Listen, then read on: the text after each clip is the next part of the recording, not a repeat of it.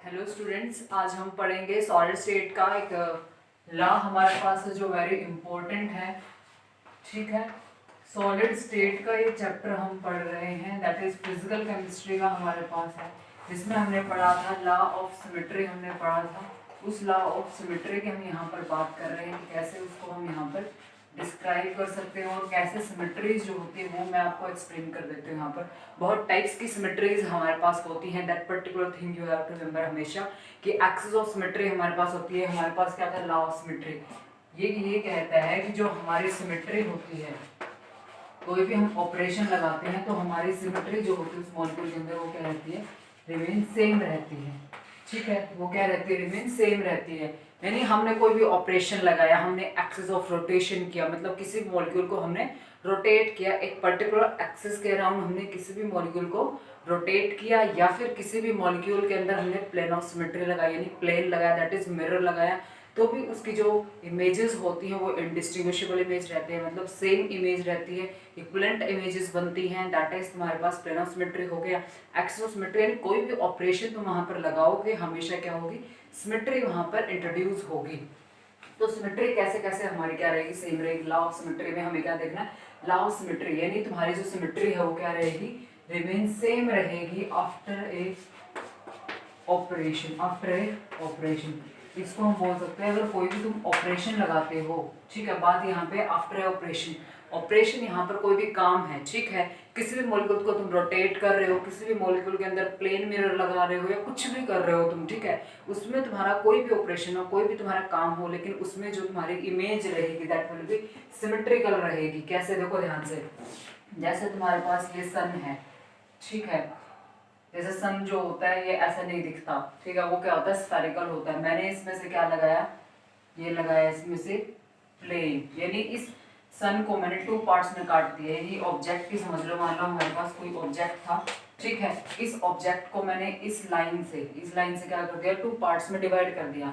तो ये हाफ और ये हाफ क्या होंगे, एक दूसरे की मिरर इमेजेस होंगे, मीन्स जितनी जैसे ये दिखेगी वैसे ही ये दिखेगी, है ना। ये कैसी होगी, ए जो हमारे पास इमेज आएगी और बी हमारे पास, अगर तुम इसको काट दोगे तो कैसा बनेगा, तुम्हारे पास ऐसा बनेगा और यहाँ से ये ऐसा बनेगा।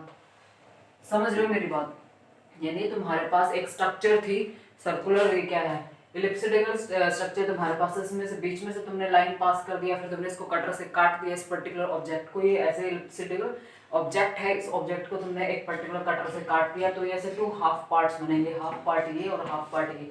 क्या ये एक दूसरे के बिल्कुल सेम नहीं है, बिल्कुल सेम है, लेकिन देखो ध्यान से, ये लेफ्ट में वाला पार्ट है, ये वाला हमारा राइट वाला पार्ट है, तो एग्जैक्टली सेम नहीं होंगे, बिल्कुल मतलब 99% दे आर सेम होंगे, ठीक है। तो 99% ये मॉलिक्यूल क्या होगा, तुम्हारा सेम होगा, यानी जो है तुम्हारी इमेज बनेगी, इमेज बोल सकते हो, या फिर ये जो पार्ट्स बनेंगे आफ्टर कटिंग के बाद, ठीक है, आफ्टर कटिंग के बाद जो ये पार्ट्स बनेंगे क्या होंगे, 99% आपस में बिल्कुल सेम होंगे, यानी इसको हम बोलते हैं इक्विवेलेंट स्ट्रक्चर, जिसको हम क्या बोलेंगे, इक्विवेलेंट स्ट्रक्चर इसे कहा जाएगा, ठीक है।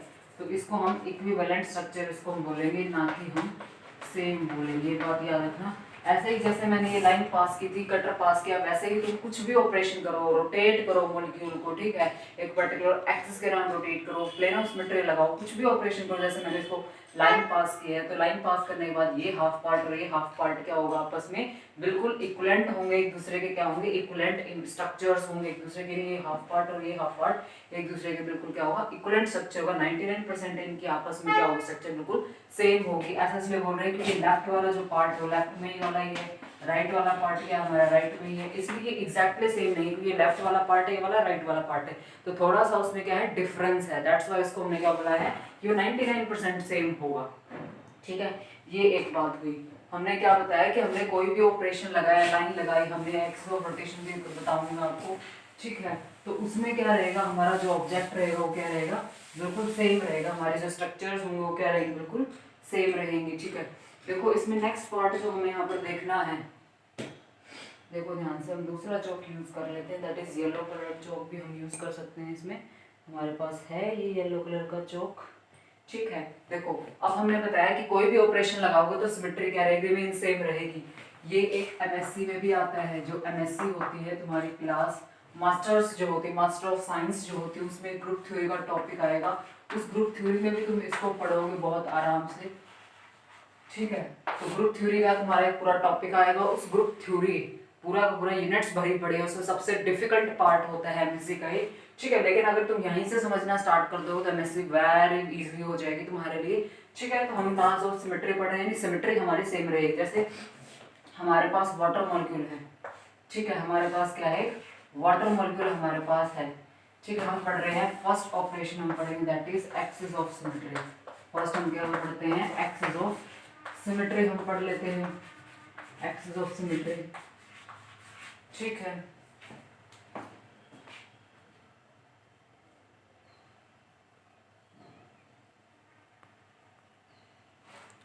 तो हम फर्स्ट तो हमने पढ़ लिया कि लॉज ऑफ सिमेट्री में सिमेट्री हमारे सेम है। फर्स्ट ऑपरेशन हम पढ़ेंगे एक्सिस ऑफ सिमेट्री, यानी हम कोई एक्सिस लगाएंगे, दैट मींस ये हमारी क्या है, एक एक्सिस है, ठीक है। ये हमारे क्या है, चौक है, हमारी एक एक्सिस है।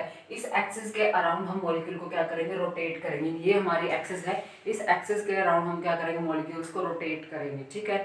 समझ रहे हो, तो ये हमें रोटेट करना है। जैसे वाटर का मॉलिक्यूल हमने क्या लिया, एग्जांपल लिया है, वाटर का मॉलिक्यूल हमने क्या लिया, एग्जांपल हमने लिया है।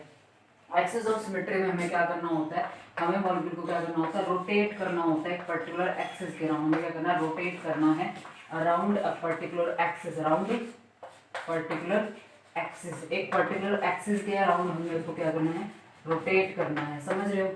तो इसमें हमें करना है कि एक्सिस ऑफ सिमेट्री, यानी एक्सिस लगाओगे मॉलिक्यूल के अंदर, फिर सिमेट्री आएगी, यानी बिल्कुल सेम ऑब्जेक्ट्स आएंगे तुम्हारे पास, ठीक है। रोटेट करोगे मॉलिक्यूल को अराउंड अ पर्टिकुलर एक्सिस, ठीक है। ये हमारे पास मॉलिक्यूल है, एग्जांपल हमने वाटर मॉलिक्यूल लिया, ठीक है। वाटर मॉलिक्यूल को ध्यान से देखो, दो आइटम बिल्कुल सेम है, हाइड्रोजन हाइड्रोजन बिल्कुल सेम है, ऑक्सीजन एटम सेंटर में प्रेजेंट है। तो इसके बीच में से मैंने एक्सिस लगा दी ऐसे, ठीक है। इसके बीच में से मैंने क्या लगा दी, एक्सिस लगा दी। तो ये हमारी एक्सिस ऑफ रोटेशन, ये हमारी क्या है, एक्सिस ऑफ रोटेशन, समझ रहे हो। ये हमारे पास क्या है, यहाँ पर एक्सिस ऑफ रोटेशन है, समझ रहे हो मेरी बात। ये हमारे पास एक्सिस लगा दी हमने, क्योंकि इस एक्सिस के अराउंड जब हम इसको रोटेट करेंगे, ऐसे इसको हम रोटेट करेंगे, इस एक्सिस के अराउंड रोटेट करेंगे मॉलिक्यूल को, तो क्या इमेज आएगी वो देखो ध्यान से। यहाँ पर देखो, ये समझ में आ रहा है, हमने क्या लगाई, ये एक्सिस ऑफ रोटेशन लगाई हमने, इसके अंदर से क्या लगा दी, ये एक्सिस ऑफ रोटेशन इस मॉलिक्यूल के अंदर हमने लगा दी। तो जब हमने इस ऑक्सीजन एटम से पास होते हुए, इस ऑक्सीजन एटम से पास होते हुए हमने एक एक्सिस लगाई है, इस एक्सिस के अराउंड तुम रोटेट करो मॉलिक्यूल को, तो क्या तुम्हारे पास रिजल्ट आएगा वो मुझे बताओ। यहाँ पर ये ए टाइप का हाइड्रोजन था हमारे पास, ये बी टाइप का हाइड्रोजन था। जब इसको रोटेट करो, अब ऑक्सीजन एटम के अंदर से एक्सिस पास हो रहे हैं, तो ऑक्सीजन एटम अपनी पोजीशन पे फिक्स है, रोटेट कर रहा है मॉलिक्यूल, तो एच बी यहाँ पर आ जाएगा, और एच ए कहाँ चला जाएगा, एच बी की जगह आ जाएगा, समझ रहे हो। एच ए और एच बी क्या है, तुम्हारे हाइड्रोजन्स हैं, ठीक है। ये लेफ्ट में इसलिए इसको मैंने ए टाइप किया, यानी ए टाइप का है हाइड्रोजन, ये तुम्हारा बी टाइप का, जस्ट टू डिस्टिंग्विश यू, ठीक है। तो जब तुम इसको रोटेट करोगे, किस एंगल पे है, एक दूसरे के साथ 180 एंगल पे है ये, ठीक है। जब कोई भी दो चीज एक दूसरे के जस्ट अपोजिट में होती है, दैट इज 180 एंगल पे होते हैं वो। जैसे एक हाइड्रोजन यहाँ पे है, एक हाइड्रोजन यहाँ पे, तो ये दोनों एटम्स जो एक दूसरे के जस्ट अपोजिट में है, तो वो 180 डिग्री एंगल पे है। तो इसको हम क्या करेंगे, 180 डिग्री एंगल पे क्या करेंगे, रोटेट करेंगे इसको। 180 डिग्री एंगल पे जब तुम इसको रोटेट करोगे, तो सिंपल सी बात है, क्या होगा, अरे यार, ठीक है। तो इसको 180 डिग्री एंगल पे हमने इसको क्या कर दिया, रोटेट कर दिया। 180 डिग्री एंगल पे जब इसको हम रोटेट करेंगे, तो क्या मिलेगा हमें, रोटेट करके देखो यहाँ पर क्या आएगा, यहाँ पर हमारे पास एच ए आ जाएगा, और यहाँ पर हमारे पास क्या होगा, एच बी आ जाएगा, और ये हमारे पास ऑक्सीजन आ जाएगी, समझ रहे हो। यहाँ से हमने एक्सिस ऑफ सिमेट्री हमने पास की थी, दैट मीन्स हमने इसको 180 डिग्री एंगल पे क्या किया, रोटेट किया। 180 डिग्री एंगल पे जब इसको हम रोटेट करेंगे, तो एच बी यहाँ पर आ जाएगा, एच ए यहाँ पर, तो ये बिल्कुल सेम लिख दिया है मैंने गलती से, सॉरी, मैं इसको भी करेक्ट कर देती हूँ, क्योंकि जब इसको हम रोटेट करेंगे, तो ये एटम्स जो होंगे इनकी पोजीशन क्या हो जाएगी, चेंज हो जाएगी। यहाँ पर एच बी आ जाएगा, और यहाँ पर क्या होगा, एच ए आ जाएगा, समझ रहे हो। यानी हमने इन दोनों एटम्स की पोजीशन को क्या कर दिया, चेंज कर दिया बाय रोटेशन से। रोटेशन करने के बाद भी हमारे पास दोनों ही हाइड्रोजन मिलते हैं, यानी एच बी यहाँ पर है और एच ए यहाँ पर है, लेकिन है तो दोनों के दोनों हाइड्रोजन ही। दैट मीन्स हमने एक्सिस ऑफ रोटेशन लगाया। एक्सिस ऑफ रोटेशन लगाने के बाद क्या होता है, हमें बिल्कुल सेम सिमेट्री मिलती है। ये भी वाटर मॉलिक्यूल है, ये भी वाटर मॉलिक्यूल है, समझ रहे हो। अगर इसको मैं HAH भी हटा दूँ तो बिल्कुल सेम हाइड्रोजन्स हो जाएंगे तुम्हारे, यानी इसको 180 डिग्री में रोटेट करने के बाद भी तुम्हें वाटर मॉलिक्यूल मिलता है, इसको भी रोटेट करने के बाद वाटर मॉलिक्यूल मिलता है। यहाँ पर भी लेफ्ट और राइट में दोनों जगह हाइड्रोजन है, यहाँ पर भी लेफ्ट और राइट में दोनों हाइड्रोजन्स होते हैं। HAH भी हमने इसलिए लिखा है क्योंकि ये मॉलिक्यूल जो होता है 99% ये मॉलिक्यूल क्या दिखाई देगा, इक्विवेलेंट इमेज दिखाएगा। ये क्या दिखाएगा, इक्विवेलेंट इमेज हमें मिल रही है आफ्टर रोटेशन। कब, आफ्टर रोटेशन। और रोटेशन क्या है तुम्हारे यहाँ पर, एक्सिस ऑफ सिमेट्री तुम्हारे पास, यानी रोटेट करने के बाद 99% तुम्हें इमेज बिल्कुल सेम मिलती है, लेकिन थोड़ी सी डिफरेंट इसलिए है क्योंकि लेफ्ट वाला हाइड्रोजन जो होता है वो राइट में चला जाता है और राइट वाला हाइड्रोजन लेफ्ट में चला जाता है, ठीक है। लेकिन अगर तुम उनके नॉमिनेशन में हटा देती हूँ, HAH भी मैंने हटा दिया, तो क्या तुम इनको डिस्टिंग्विश कर सकते हो, क्या इन मॉलिक्यूल को तुम डिस्टिंग्विश कर सकते हो, ठीक है, बिल्कुल सेम दिखेंगे तुम्हें। देखो ध्यान से, अगर मैंने इस मॉलिक्यूल को 180 एंगल पर रोटेट किया तो तुम्हें रोटेट करने के बाद भी तुम्हें हाइड्रोजन से ही दिख रहे हैं, तुम डिस्टिंग्विश थोड़ी ना कर सकते हो। तो ये दोनों हाइड्रोजन जो होते हैं रोटेट करने के बाद भी का ये वाला हाइड्रोजन इधर आ जाएगा, ये वाला हाइड्रोजन इधर आ जाएगा, बिल्कुल सेम है। ये भी वाटर मॉलिक्यूल, ये भी वाटर, बिल्कुल सेम मॉलिक्यूल तुम्हें मिल रहे हैं आफ्टर रोटेशन।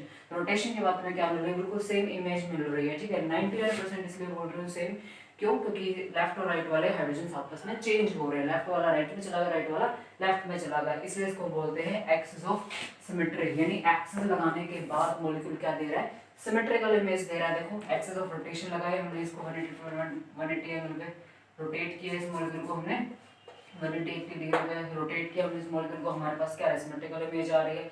ये कौन सी इमेज आ रही है हमारे पास, इनडिस्टिंग्विशेबल, हम इनको डिस्टिंग्विश नहीं कर सकते, दैट इज इनडिस्टिंग्विशेबल इमेज जो होती है वो यहाँ पर हमें ऑब्टेन हुई है। तो इनडिस्टिंग्विशेबल इमेज हमें ऑब्टेन हो रही है, दैट्स व्हाई इसको हम बोलते हैं एक्सिस ऑफ सिमेट्री, ठीक है। दूसरा हम इसमें पढ़ते हैं कि हमारे पास दूसरी कौन सी एक्सिस ऑफ सिमेट्री होगी, वो देखो ध्यान से।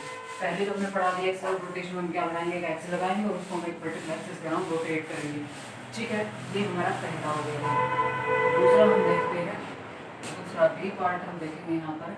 एक हमारे पास हो जाएगा प्लेन ऑफ सिमेट्री, एक हमारे पास क्या हो जाएगा, प्लेन ऑफ सिमेट्री हो जाएगा, ठीक है। प्लेन ऑफ सिमेट्री हमें देखना है कि प्लेन लगाएंगे हम, प्लेन क्या होता है, मिरर होता है, ठीक है। यानी इस मॉलिक्यूल के अंदर, इस प्लेन ऑफ सिमेट्री के अंदर हम प्लेन लगाएंगे, मिरर लगाएंगे, मिरर लगाने के बाद क्या होगी, तुम्हारी सेम इमेज तुम्हें मिलेंगी, ठीक है। जैसे प्लेन ऑफ सिमेट्री लगाओ ध्यान से, जैसे हमारे पास कोई भी मॉलिक्यूल है, हमने कोई भी एग्जांपल लेना है, ठीक है।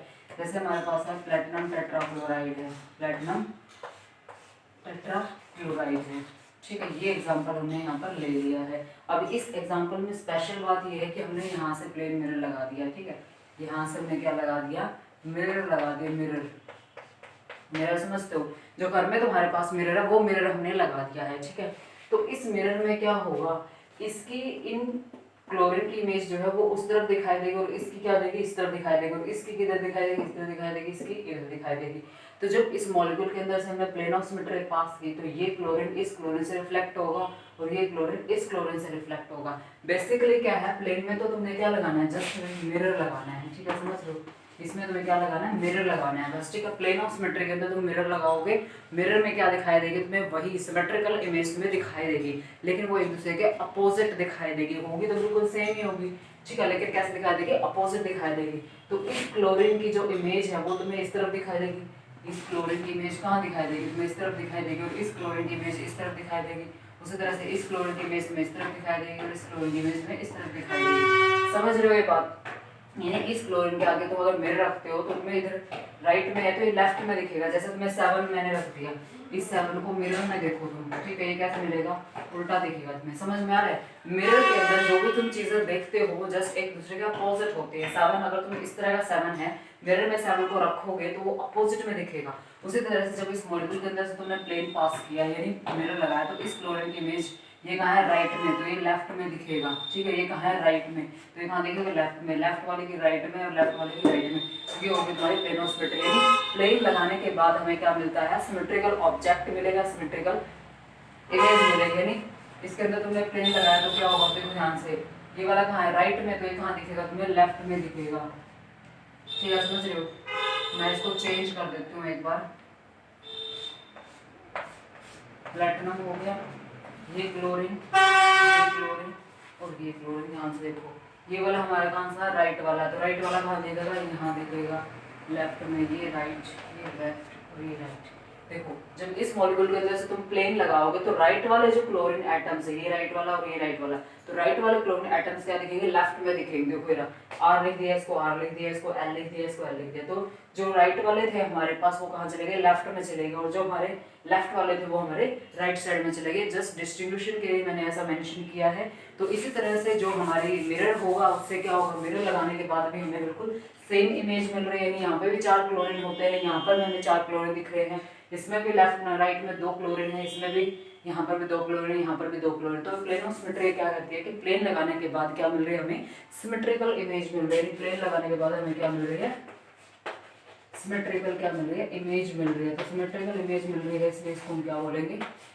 प्लेन ऑफ सिमेट्री से हम बोलेंगे। समझ में आ रहा है इसमें, ठीक है। नेक्स्ट और देख लेते हैं कितना बच गया है, देखो ध्यान से। नेक्स्ट हमें यहाँ पर पढ़ना था, प्लेन ऑफ सिमेट्री हो गया हमारे पास। एक हम देख लेते हैं हमारे पास इन्वर्सल सेंटर, और देख लेते हैं, ठीक है। आई हमारे पास होता है इन्वर्सल सेंटर में, होता है जैसे हमारे पास O मॉलिक्यूल है, कार्बन है और ऑक्सीजन मॉलिक्यूल है, इसको आई से रिप्रेजेंट करते हैं, इसको बोलते हैं हम सेंटर ऑफ इन्वर्जन कहा जाता है। इसको क्या बोलते हैं, सेंटर ऑफ इन्वर्जन इसे कहा जाता है। सेंटर से हम इस मॉलिक्यूल को देखना स्टार्ट करेंगे। जैसे ये CO2 मॉलिक्यूल हमारे पास होता है, सेंटर से ये ऑक्सीजन एटम उतने डिस्टेंस पे, डी डिस्टेंस पे, ये भी यहाँ पे क्या है, डी डिस्टेंस पे।